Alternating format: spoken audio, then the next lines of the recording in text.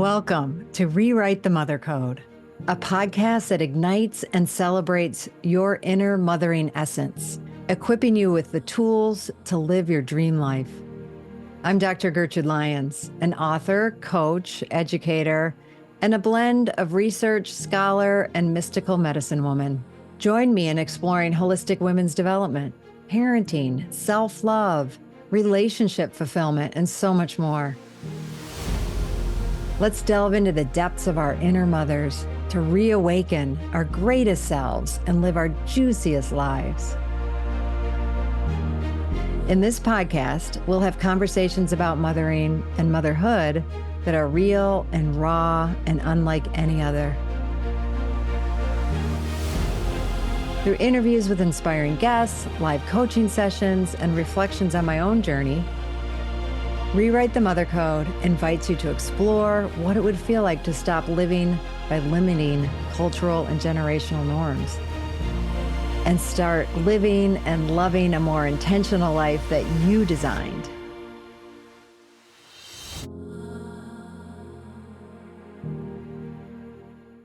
Hi, and welcome to this week's episode of Rewrite the Mother Code with me, your host, Dr. Gertrude Lyons. I am really looking forward to this conversation today. I have as a guest Summer Custer. So Summer found me. We've, through the airwaves, we have found each other. And I'm really excited to explore, get to know, dig into everything that Summer's about. So let me tell you a little bit about her. Summer is an award-winning writer, artivist, love that term, cultural anthropologist, 20-year Alaskan educator, and mother of 2 tricksters. Her work has appeared in the New York Times, The Sun, McSweeney, Slate, and Electric Lit, among others. Summer writes The Feral Stack, a newsletter about deprogramming the cultural scripts that no longer serve us. So we are going to have a lot of wonderful intersections, and I think a really cool exploration. So here we go, without further ado. So as promised, here I am at this moment with Summer Custer. Mm-hmm. Summer, thank you so much for coming on the show. Thank you so much for having me. It's my honor. Yay. I'm excited about this. No, me too. I am too. So I told people a little bit about you from, your official bio, but if you wouldn't mind stepping into that very vulnerable, but also really meaningful sharing of yourself, so we can get a flavor of you and what you're doing, what got you to be doing what you're doing at this moment, because I know there's a lot that weaves into rewriting codes and, everything from motherhood to other aspects of the work you do. So I will turn it over to you for a bit. Okay. I don't know quite where to enter in on this one because I've lived many lives, but I think it started essentially when I kept ending up in the emergency room and I thought I was going to die from asthma. And that's when I realized I needed to kind of make sense of my life and how I got here. And also, I thought maybe I could live forever by writing. I'm a Spanish teacher. I celebrate Dia de Muertos with my students, and doing so has actually helped me kind of overcome my fear of death. But mostly writing and figuring out where I got to where I am in my life. And so that is, I've always been nonconformist, never really fit in, never knew where I belonged. I grew up in Juneau, Alaska in the 80s, out the road is what we call it, where we, people were, your worth was kind of defined by what your body could do. And I wasn't really, I had health issues and I was allergic to literally everything when they gave me an allergy test for 13 naturally occurring elements. I tested allergic positive to all 13. Wow. I ended up in, an oxygen tent for a week when I was young, like learning how to breathe. Always called a hypochondriac, broke my finger on a Nerf ball, like all the silly things hid in the bathroom during PE. And essentially the students who flourished in PE were the ones that ended up becoming like the popular kids, and they kind of ran things. And, it's Juneau, Alaska, like your worth is based on what you can do physically a lot of the times. Yeah. I was good at school, but I didn't know how to read the room. I didn't know about conforming. I wish I would have been better at that. And so I always studied humans like it was an anthropological experiment, trying to understand how to be normal. And no matter how I tried, I couldn't. So that's when I lived abroad in high school, just a high school exchange. And that was a completely amazing experience. The host family that took me in was, am I getting already long winded? This is taking, No, catch to you're the chase. no, you're doing great. Yeah. So the host family that took me in wasn't even supposed to be my host family. The host family What? never, yeah, they didn't show up for me at the airport like they were supposed to. And so there was this random girl who said, "Do you want to come stay with me?" And I did. And then she convinced her parents to let me stay. And that What ended up country being was this? Argentina, Summer. Oh, but in the wow. north of Argentina, which is a lot different from like Buenos Aires. It's a lot more conservative, and it's the high mountains like Mm. Sierra. Um, and that's where I discovered that they didn't have a word. I was like raised by a feminist, and I noticed all these codes that were not spoken, but I noticed them like, so girls can't do that, but boys can. And how come every time you guys meet, I meet someone new, they ask me like, "Who's your boyfriend?" Right? And Mm. just these sort of like this coded kind of basically implying that girls were finding their worth through male gaze in some ways. And maybe I should include that because I feel like I am sort of putting my own tourist gaze on another Mm. culture that's not mine. But that they didn't have a word for feminism, and they didn't have a word for sexism, but they did have a word for machismo and machista. And that's when I realized that if I could sort of adopt this more masculine persona, I could actually have more freedom of movement. And so Wow. I ended up doing that. And so I tried that on. And then when I moved back to Alaska and essentially ended up majoring in cultural anthropology and lived abroad. So I never really knew like where I belonged or who I was supposed to Mm. be because I didn't really fit in. So, and we didn't have roots necessarily in our family. When I asked my mom, where we came from, she said Heinz 57. And I was like, I don't even like steak sauce or steak. So what is that supposed to mean? So I I was always know. kind of looking for like identity and Yeah. roots in other cultures and other places. And so I ended up living and studying Latin American and Caribbean culture and performing arts Mm. before we realized that that was sort of not necessarily appropriate for white people like myself to do that.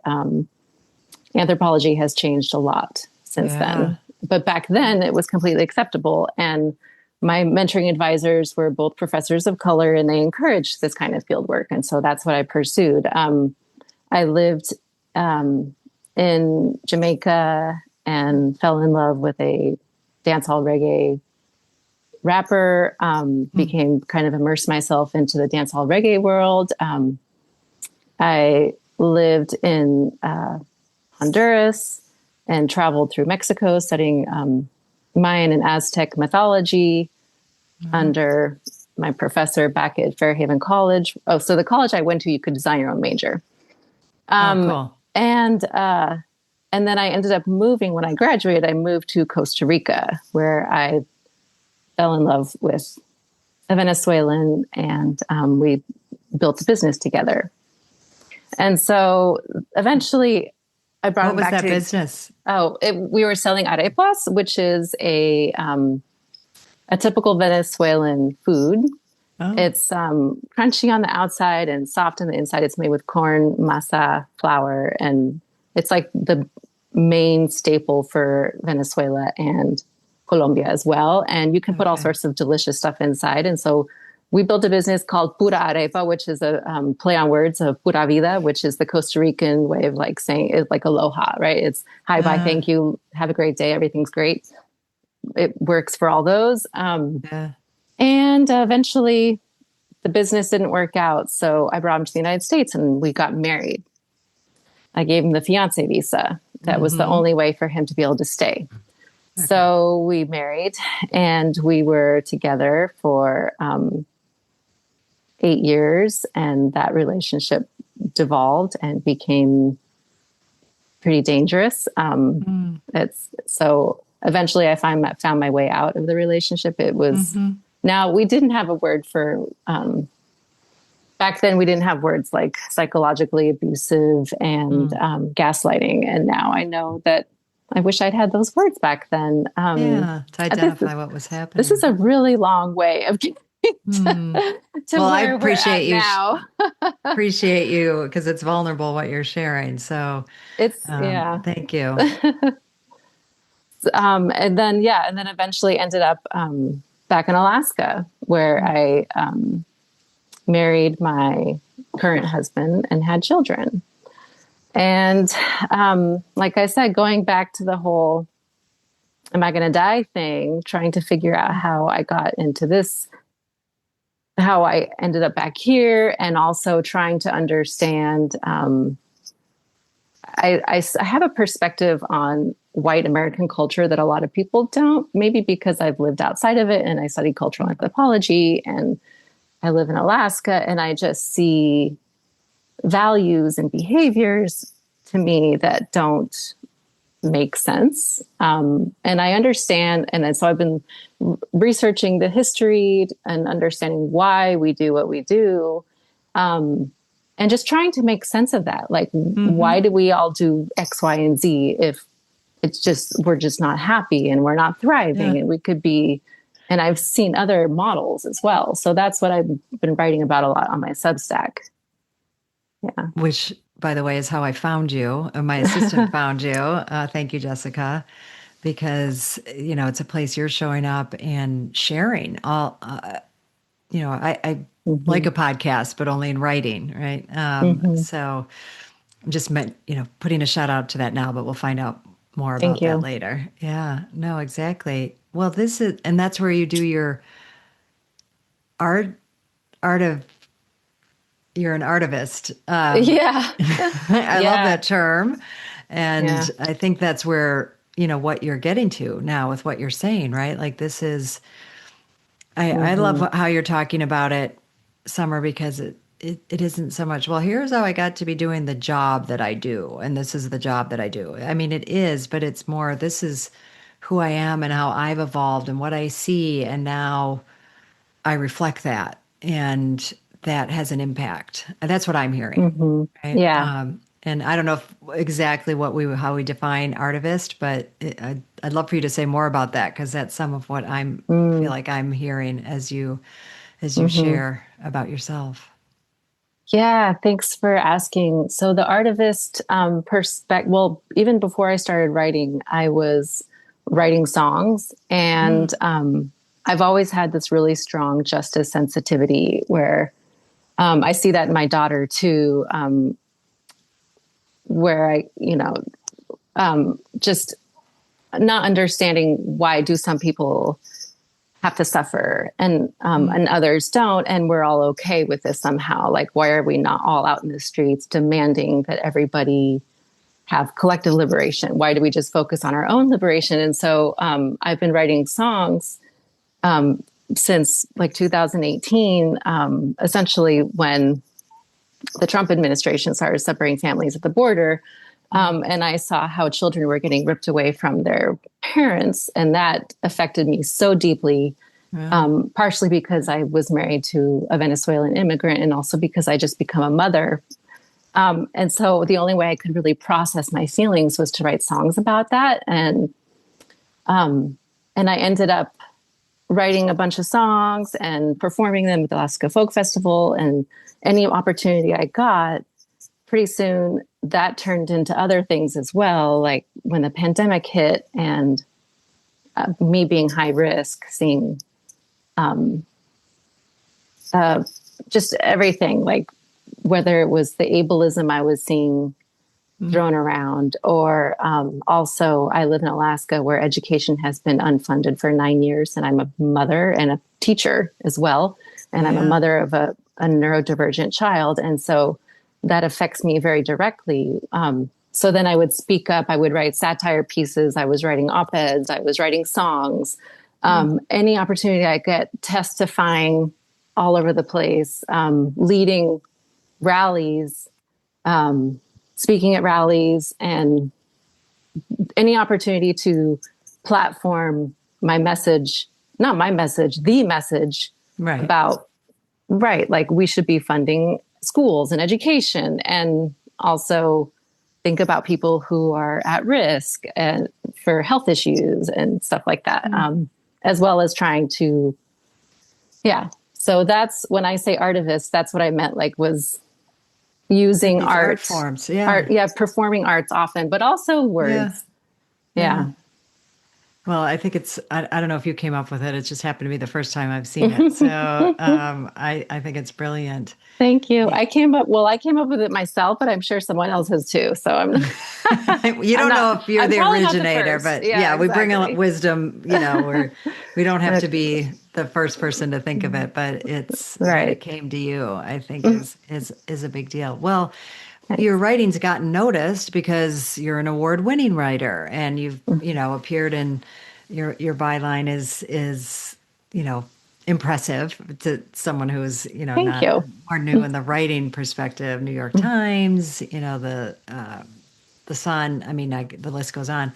What do you think the appeal has been? Like, how has the reaction been to what you're sharing, and how do you see that? Because I think a lot of times, I don't know, for me personally, you could say this, like I write for me and about what I care about and what I hope, may have an impact. And it's not, you don't always get to see if it is or it isn't, but sometimes we do, we definitely get feedback in a number of different ways. And I'm just wondering what that experience has been like for you, because, you've really been putting yourself out there. Yeah. Isn't that crazy how you're writing and you feel like it's just you. It's a lot like performing on a stage where the spotlight is in your eyes and you can't see the audience, but because you can't see the people, you feel like you can be your honest, true self, like you're dancing like no one's watching.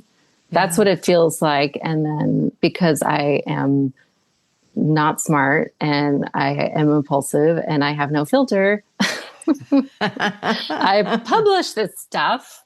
And then I try not to think about the consequences, because it's actually taken me 40 years to get to the point where I can be comfortable just being like, who cares what people think? I'm just going to put this out there. Like, what's the worst that can happen? Oh, I could get doxxed. Well, there have been many people actually who have not doxed me, but threatened to, with the political stuff, actually. I don't know what dox is.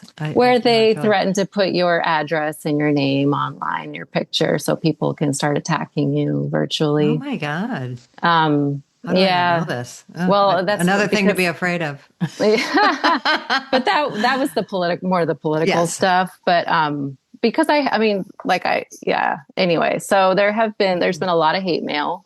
But it's usually the good kind of hate mail, like from the people that like this Twitter account that was called itself, Teachers Unions Hate Children or something like that. And I wrote a piece that got published in McSweeney's about, it was when they were making teachers go back to the classroom before they were allowed to get vaccinated for COVID. And I wrote a satire piece about that. Even though I was desperate to have my children go back to the classroom because I was like literally getting cataracts from the stress. I also was immunocompromised. And so I didn't anyway. You couldn't. So then he was telling me that I'm a child killer and stuff like that. And that's the good kind of hate mail, because you're like, that's okay. Like that feels like points. But every once in a while you get the sad hate mail, like, get off of stolen land, white woman, why are you writing from Alaska? That kind of stuff, which hurts. But mostly it's been positive. To answer your Yes. question. Yeah, it's great when people reach out. You're like, oh my gosh, there's actually humans on the other end of this. Yes. I And love it that. touched Yeah. you or yeah, exactly. Yeah, right. Sometimes, I mean, then you're like, wow, this is why we do. Oh, this isn't why I do it, but that actually really helps. I do Hmm. it because I feel like I will get sick again if I don't, right? I have If you to, don't right? release, if you don't Right. allow the Exactly. process of I think not that's why I was withholding and always sick growing up was, hmm. yeah. But now I'm doing better. So I'm I so glad. haven't had to use my asthma meds in a long time. Oh, yay. Yay. Well, we love that. Thanks, We writing. Yeah, thanks writing, right? We these vehicles that for expression, because I mean, I talk a lot about emotional expression and specifically Hmm. naming feelings, being in your feelings, and the Yep. process of writing naturally like allows that to happen, right? And Yeah. so the more we can, at least that's what I found, but I think it's true, right? Hmm. It is a way that we can get what's in there out, and because we can't, it doesn't, Absolutely. it does us physical harm as you're mentioning, Mhm. and bringing up that Yeah. important point. So Yeah. I'm glad to hear it from that perspective. And then, like you said, then it's a bonus or kind of icing on the cake that someone was inspired or relates to or is affirmed by, or Hmm. you've caused someone to think differently. It's like, oh, you mean my expression has value beyond keeping me healthy and in good shape. Like, Yes. that's pretty amazing. It's Yes. a really good feeling, isn't it? Absolutely. I mean, that's that's when you realize my freedom is tied into, like, they call it collective liberation, and I know those aren't my words, but I really do believe that we cannot be free and happy and grounded unless we are trying to bring in as many people into that experience as we can. Mm-hmm.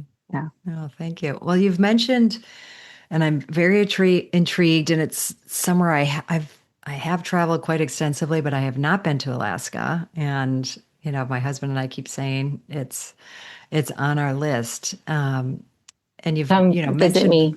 I know exactly, and I'm starting to know more people there, and that Hmm. helps, right? When you don't you can connect with, and even if we didn't see each other, knowing that you're there makes a difference, right? And finding out from people what to do, but you've mentioned how it has impacted you living there in various ways, but how can you say more about how Alaska has shaped your perspective on culture and community?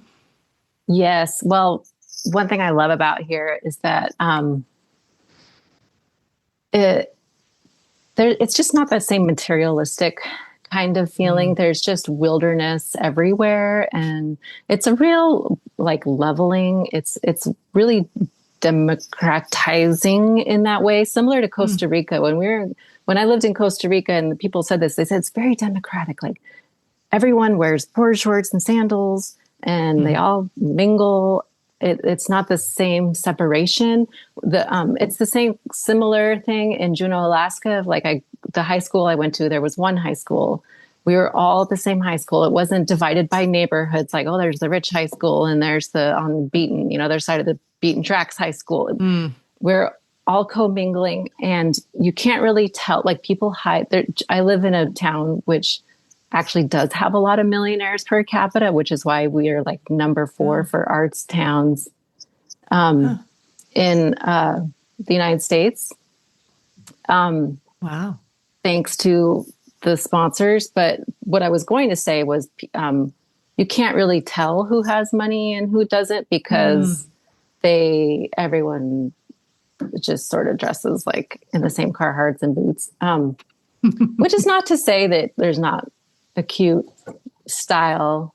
sure. But the other thing is there's just so much nature everywhere. So it's right outside of everyone's doorstep. And I don't know about you, but I mean, I've done lots of therapy, but I found that sometimes Hmm. just walking in the woods is like the best therapy I could ever get. The rainforest, here. We live in the largest rainforest in Wow. North America. It's the largest deciduous rainforest in the world. It's the Tongass, and it's called like the lungs of America. And thank God, right? Because Wow. of my lungs. Yeah. And like Oh, right now, I'm staring at these insane old growth spruce trees, and mm, the diversity is so rich, and that is why it's so strong. And you walk into this diverse rainforest, and there's just so many lessons right there. It's truth. well, can you name some of them? Because I get what you're saying. Yeah. But I'd Well, love to have you articulate it a little bit more. the most diverse rainforests are the strongest, and that's just a fact. Mhm. It's a beautiful thing to remember when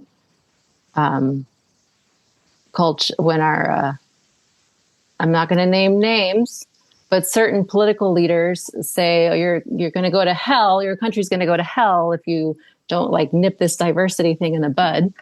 Mm. Um, and what else? So strength and diversity, but also the reciprocity that you see in the rainforest.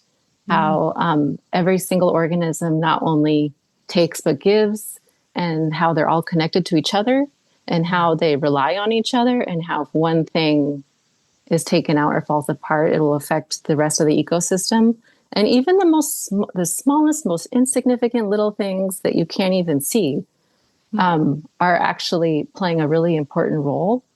And that's the other thing that we don't talk about in this culture is how it's not just the things that you see that matter, Yeah. right? It's also the things that you don't see. So, all of that. Not to mention the fact that studies have shown that trees actually send off it's pheromones. I forgot what the word is. Yeah. They literally Yeah. send it off into the air to each other, and the humans walking through the woods, we feel that. If you're sensitive enough or quiet enough, you can feel that. And it's And they beautiful. do speak to each other. I mean, they're Mm-hmm. all the things that we've tried to not talk about or not bring into the culture when in order to justify clearing. When you were talking about how beautiful it is there, I in the all I could think about at the same time is like, oh my God, old growth trees. Like I'm so happy they're still there. Mm-hmm. And but then just feel Mm-hmm. this danger, like how long will they be there? And like this. Yeah. So I'm really feeling what you're saying, even though I asked it kind of like, you know, tell me specifically, it's a feeling, and Mm-hmm.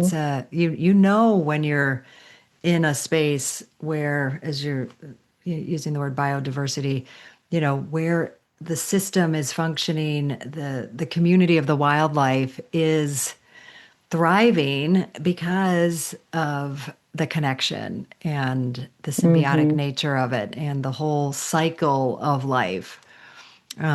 I've only Absolutely. We have a place in Mexico, and we bought some land to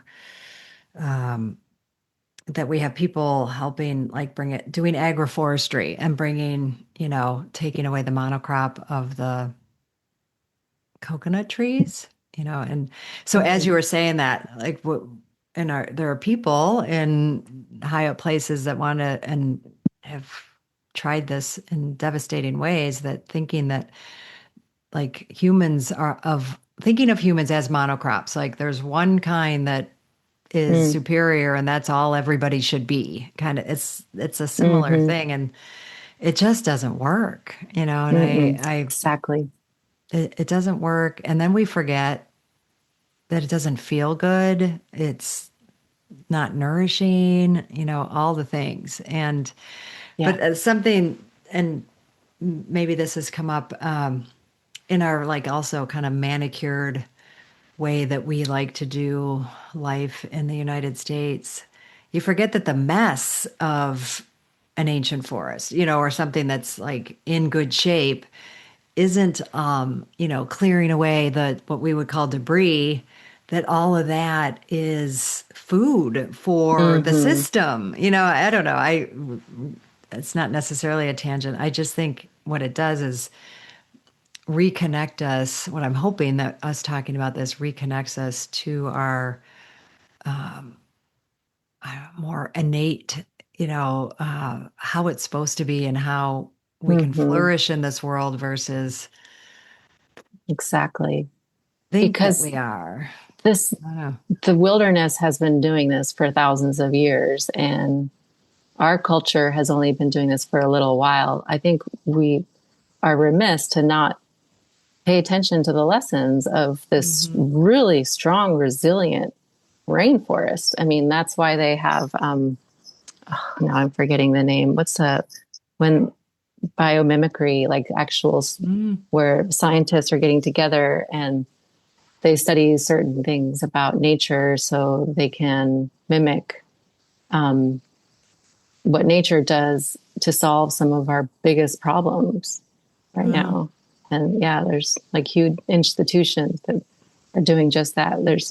And I would also be remiss to say if I didn't mention the Native Alaskan traditions that are really vibrant still and really Mm. rich and very visible um, in Alaska and definitely in Juneau.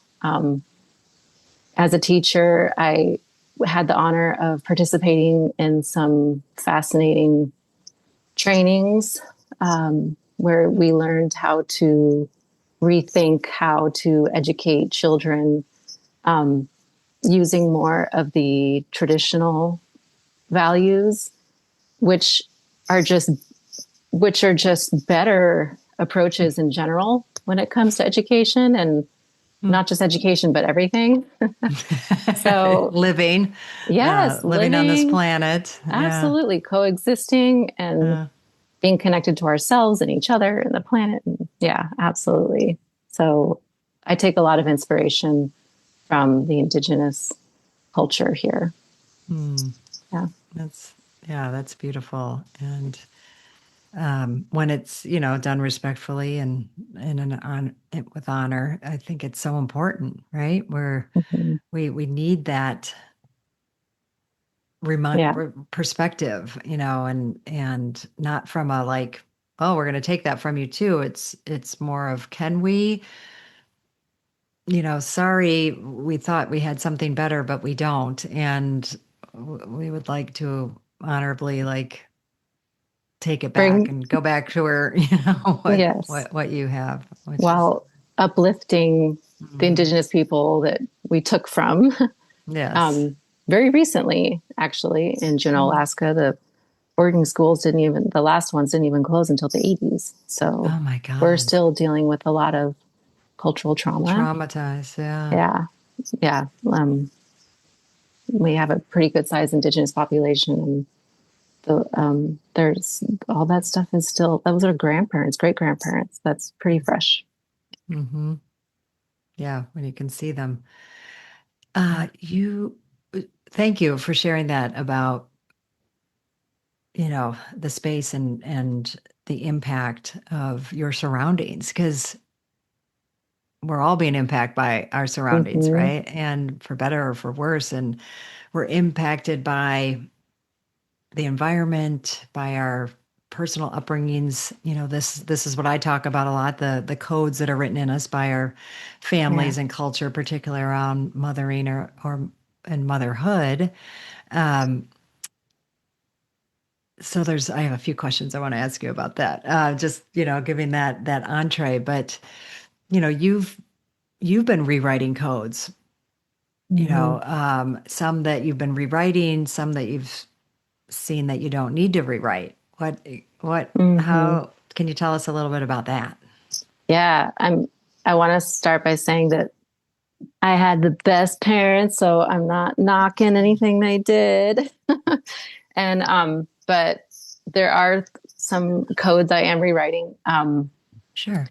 And my mom, love her. She hardcore feminist, always taught me to be Mm. independent, and you know, I love that. But at the same time, I realized that she was just taking the code that she learned from capitalist America Mm. and saying, well, now us women want to be able to represent in here as well. And that was pretty much white feminism in the 70s, right? The problem is then we're just perpetuating this myth, which is that we don't need anybody, right? We can be independent. We can't. It's not natural. And I think now this next generation of feminists are realizing, oh my God, maybe I don't want to do it all, right? How am I supposed to do it all? Like, I want the choice, but wait, do I want to do all of it? Yeah, but I want the choice to do the combination. Do need help. Yes, yes. Oh, that's so important to say. And so back in my mom's day, it was like, well, we can, we didn't have a quote village, right? We could buy the village, but that's not the same as actually meeting someone. And because once again, there's that hierarchy, and now the hierarchy creates disconnect. And so I had these babysitters who didn't like me and didn't love me and were kind of mean, as opposed to like an auntie or a grandma. Yeah. And I don't want to complain about that, but I am going to complain about that. My auntie lived on the other side of the country, and I hardly saw my grandparents. And when I did, they weren't really like super, affectionate or anything. So that's one code I'm trying to rewrite, is the whole, how do we do it all? And maybe I don't want to do it all. So what do you do? I would love to live in a commune that's, not like a scary murder sex commune. It'd be great if I could live communally. I know there are communal living arrangements happening around, but I live out the road, so I don't really have a village out here for my children. That's not really an option. So, because the cost of living, the only place we could afford was out the road.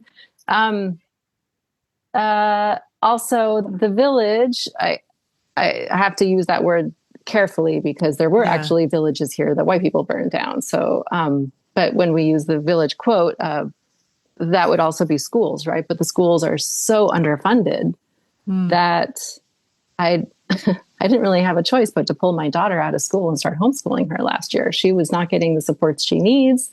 And this is really common for autistic children in the school district. There are like 80 positions open right now in our little town of Juneau. Yeah, a lot of para positions. She wasn't getting the para support she needed.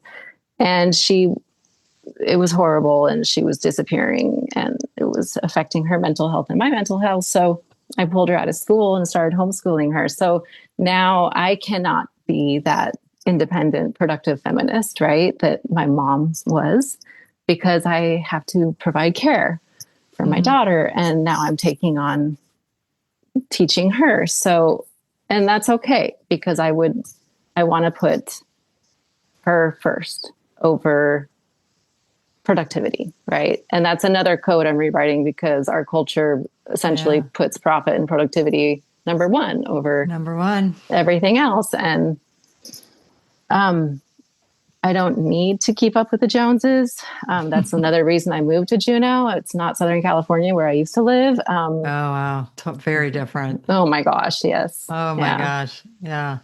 So we're slow. We move very slowly. And we do less. We don't do that much. And I'm okay with that. Actually, I prefer it.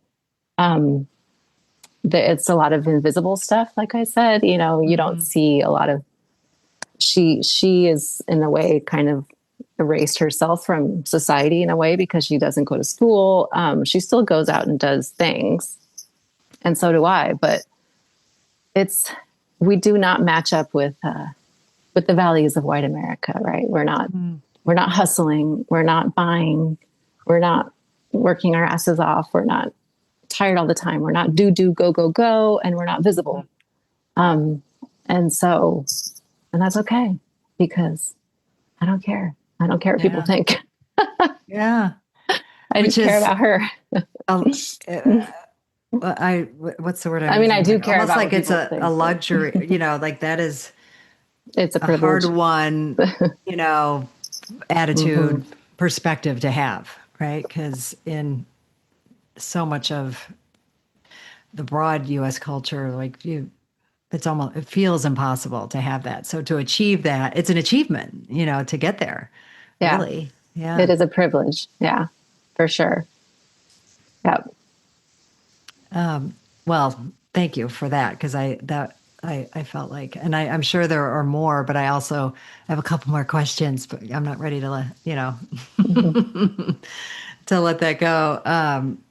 Because you've mentioned your daughter, neurodivergent, autistic, and I also understand she's been a huge inspiration for you. And Mhm.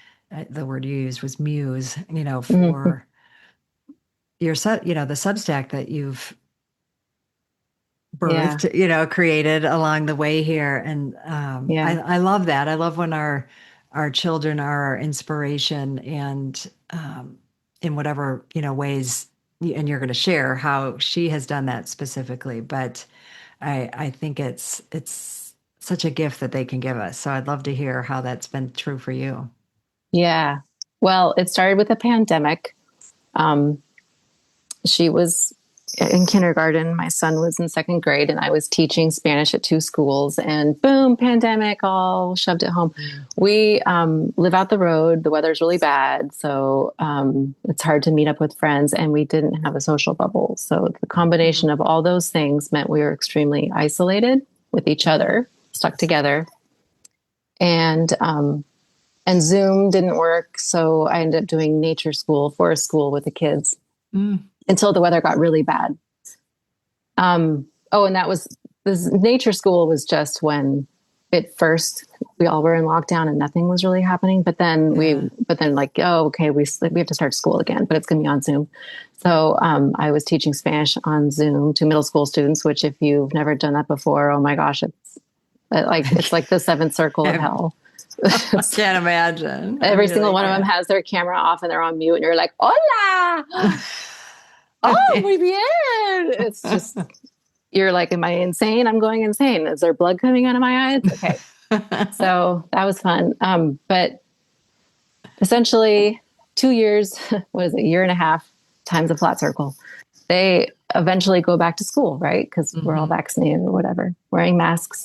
And all of a sudden, my daughter starts exhibiting all these behaviors that were just like, what? Like drawing bubbles all over the wind of the mirrors and like running away all the time and acting out. And they said, you should probably get her tested for autism. And it turns out she did have autism. But by then, I was like, what happened? Like, you went from adorable 5-year-old to like totally feral. Mm. And we all kind of did, right? We all Yeah. sort of went a little feral. And Yeah. then, Absolutely. yeah, but some of us just stayed feral. Um, and I guess that would be me and my daughter. And I don't know if she got it from me. She's very sensitive and in tune with me and always has been ever since she was in utero. So Mm.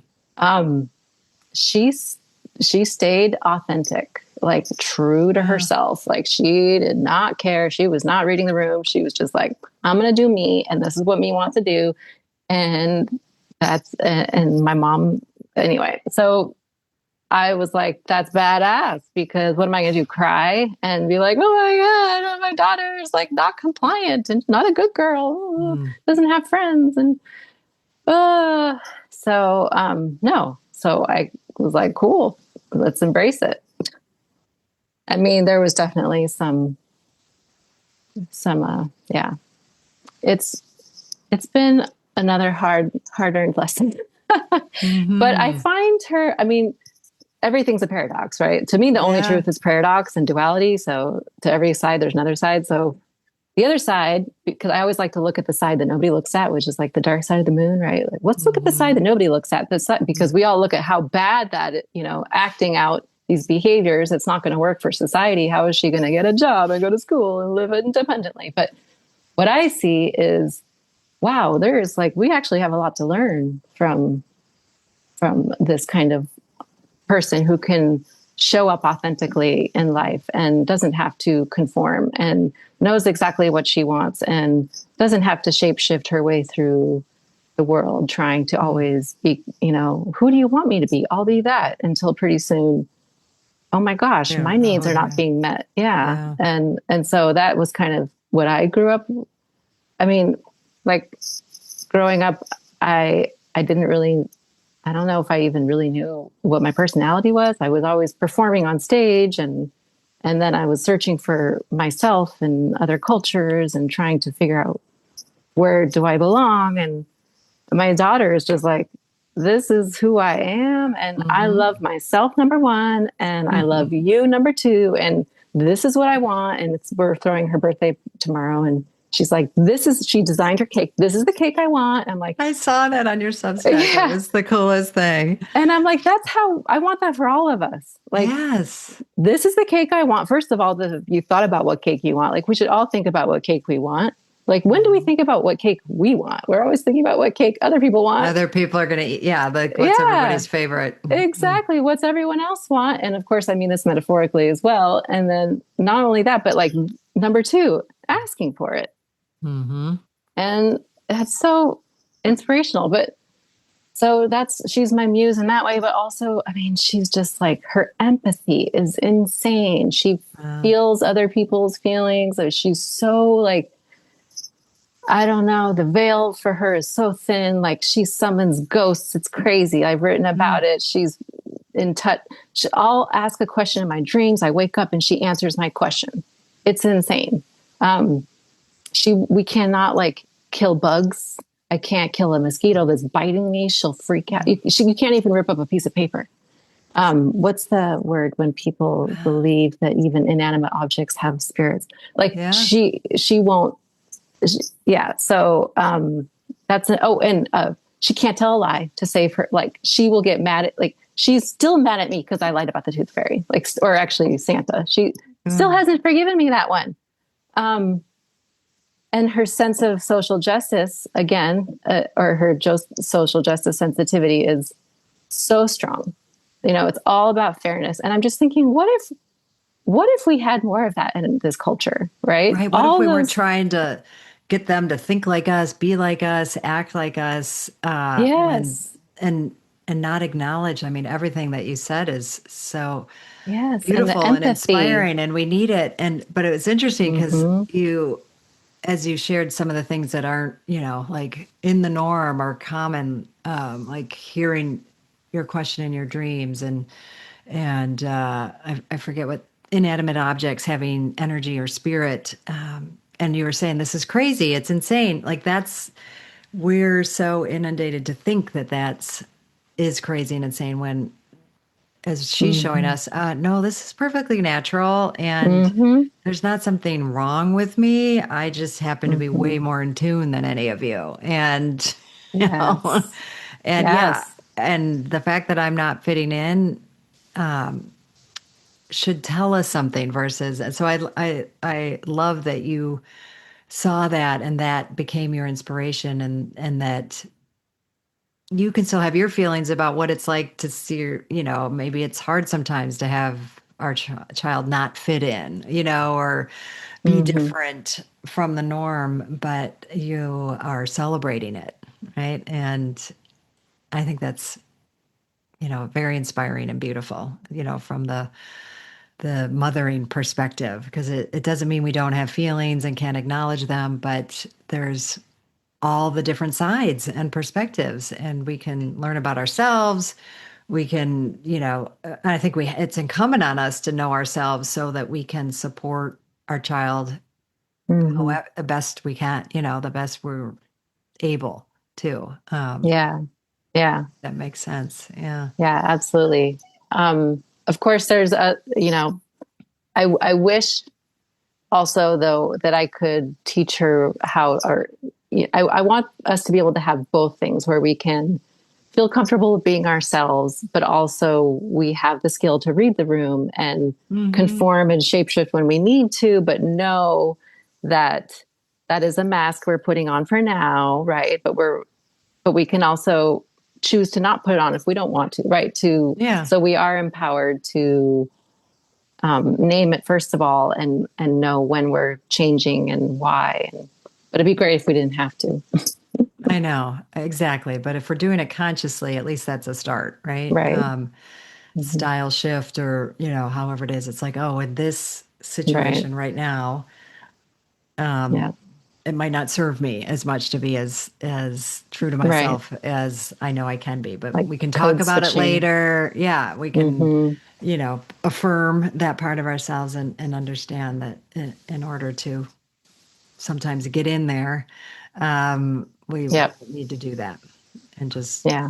have it be a learned behavior, but not one that takes us over. I think it was, if you've read, 40 years. yeah, exactly. Clarissa Pinkola Estes, Hmm. she calls it the overculture, when Mm. children have this like blanket of the overculture thrown over them, Mm. and stop being just themselves, basically, like who they really Yeah. are. And when we can Yeah. remove that, we can return back to, as you're saying, yeah, we might do it at Right. 40, we might do, whenever we do it, I think it's for sure worthwhile. Yeah. Um, Well, I'm loving this conversation. I would love to go on for much, much longer because I feel like, you just start really getting into some juicy stuff, but I think we've I think brought to light some beautiful, sobering, important to think about and reflect on for ourselves kind of things. So I'm Hmm. sure people, I hope, like I am, even more excited to have to subscribe to your Substack and find Yay. you. How can people do that? And then I have one more question for you. Yeah. Thank you. I think you can just Google summer, the Feral Stack or summer, the Feral Stack. I mean, I don't really know how the Google algorithm works. That's what pops up when I type it in. And it could be different for other people. But yeah, Substack, you just look for the Feral Stack or Summer Custer. My last name is hard to spell. So Mm, some okay, combination of those words would be best that for, I think that's yeah. great. Well, I appreciate that. So my last question that I ask all of my guests is, what does rewrite the mother code mean to you? Mm. Um, that one is, now that you're asking it, I'm thinking, um, I think it means going for a walk in the woods Here. where I can really where I can tune out all the voices, um, Mhm. and all the messages, and even tune out the voices in my head Mhm. and just be still, even though I'm still walking. And that's for me where I can tap into my truth. But it also means um, reflecting on the codes that I inherited. Writing about it helps a lot, and thinking about what is the kind of world that I want to create. How would I want my children to show up in that? What would I have? What are some ways that I wish what are some things I wish would have received from my own parents? And how can I give that to my kids? You're Yeah. here. Oh, thank you. It's always a gift, and I receive that beautifully. So, Thank Summer, you. thank you so much for taking time, being Thank here, you, coming Gertrude. on the show. I really, really appreciate it. It was such a pleasure. Thank you so much. This was great. Yeah. Thank Thanks, you. Gertrude. What a lovely conversation. Oh my gosh, so many things came to the surface for me speaking with Summer, and one of which I talked to her after the show. I'm like, I've never felt such a strong pull to go to Alaska. Like it's on my list. I've always, it's like what a magnificent, beautiful place, and I hope to get, really want to get there someday. But when she described, the I'm calling it ancient, but you know, old growth, trees. I think she said hemlock and pine. But there's an energy there. I really think one of my lives was in trees. But anyway, I just feel that connection. So she's offered, make sure I find her when I go. So there's that piece of it for me. But I think opening in ourselves, when you're listening to something like this, like see what it evokes for you and follow through. Like I will now, like going to talk to my husband, like let's seriously consider when we're going to go to Alaska, because I do now know several people there, and that helps. So there's that piece, and then there's all the ways. Again, just hearing. I hope you can just hear and draw, and see the examples of rewriting the codes and noticing. And I love that Summer brought up, like, there's some I don't want to, or I don't feel the need to rewrite, that I can, continue on and we can build on wiring or experiences we had from our upbringings and in a culture. And it isn't always like we're not trying to tear down everything. We're just making distinctions. What do we like? What didn't we like? What do we want to, you know, rebuild from a healthier perspective? And what do we want to build on to keep momentum going? As she said, having active and feminist mom, and there were some beautiful aspects of that, but some that make sense to keep going and some that don't. So notice that and and think about it and act on it and explore, and please always see me as a resource, whether it's to just drop a line or reach out to do some work together or explore together. And you know where to find me. So till next time, thank you so much for tuning in, and we'll see you soon. Thank you for being with me on this episode of Rewrite the Mother Code. Dive in even deeper into the content by visiting drgertrudelyons.com. And that's drgertrudelyons.com, where you'll find comprehensive show notes, blog posts, and ways to work with me. If this episode resonated with you and you believe in the significance of this transformative work, take action now. Hit that subscribe button and share this episode with a friend who could benefit from some mother healing. Your support means the world to me, and I'm eager to hear your thoughts. Leave a review today. Every word fuels the strength of Rewrite the Mother Code. I personally read and respond to each review, so your feedback is invaluable in shaping the future of the show. Together, let's empower our communities and create lasting change. Until we meet again, know that I'm cheering you on every step of the way.